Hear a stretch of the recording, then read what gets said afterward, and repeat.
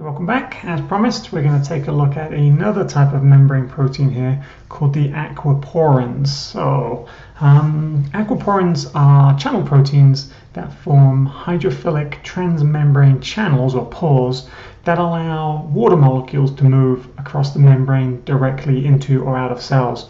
Now, in addition to aquaporins, there are other types of these channels that allow the movement of specific solutes. There are ion channels, porins for moving other solutes. And so we're going to restrict our look here at aquaporins. So the presence of these proteins was suspected because the movement of water across cell membranes in the cells of some tissues was much faster than expected, given the kinetics that we would predict from the membrane viscosity and thickness of plasma membranes. And so that led to the discovery of aquaporins in the mid-1990s or the early 1990s, I guess. And so these proteins allow the very rapid movement of water through membranes of cells like erythrocytes and kidney cells, for example, places where you need to have very rapid water movement. And in plants, that would be places like root hair cells, for example, and the vacuolar membranes of plant cells.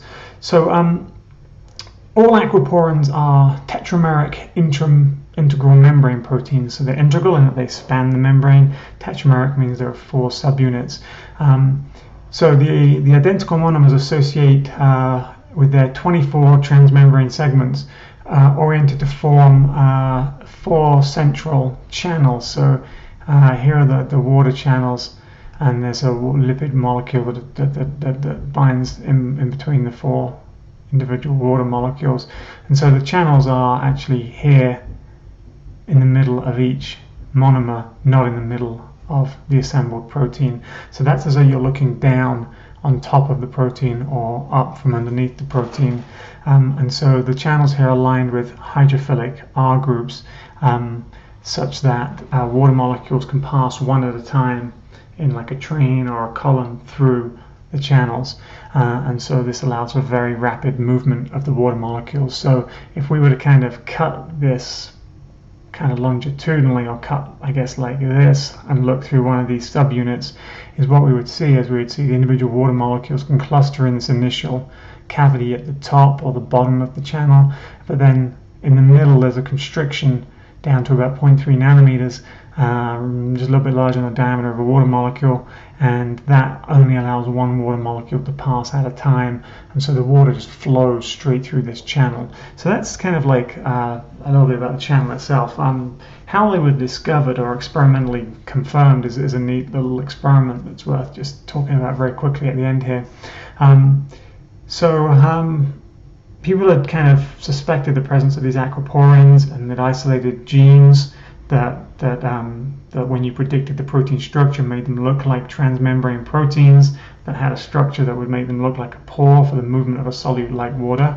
And so somebody decided that we could test this hypothesis about these proteins being these aquaporins by taking the mRNA for one of these tentative aquaporin proteins and injecting the mRNA into a frog oocyte. So there are 2 frog oocytes here. The one at the top is going to be the one that's injected, and the bottom is going to be our control, and it's injected just with a mock mRNA, one that doesn't encode this protein that we think the gene makes. So you inject the mRNA for this potential aquaporin into the frog oocyte. And the neat thing about frog oocytes is that they are impermeable to water, so water won't move in or out of them. So the top oocyte is injected and the bottom oocyte is not injected. So half a minute after being injected, they're about the same, but the top one is definitely starting to look a little bigger than the bottom one, and then it gets a little bigger still. So this one here is bigger than the bottom one, getting bigger still, and then finally at this point we're at the point where we're about to rupture, and we can see that this is completely swollen here. And so this supported the idea that the injected mRNA produced a protein which allowed the rapid influx of water, and of course these were held in solutions which were hypotonic compared to the inside of the cell, which would be hypertonic compared to the outside.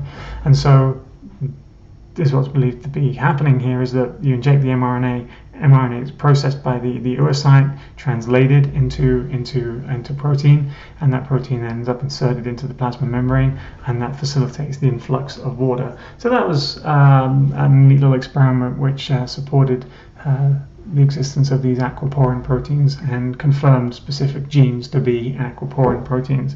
So that's it for now. When we come back, we're going to finish up by looking at some energetics of transport and following up on our discussion of the kinetics of the GLUT1 transporter that we looked at earlier. I'll be back soon.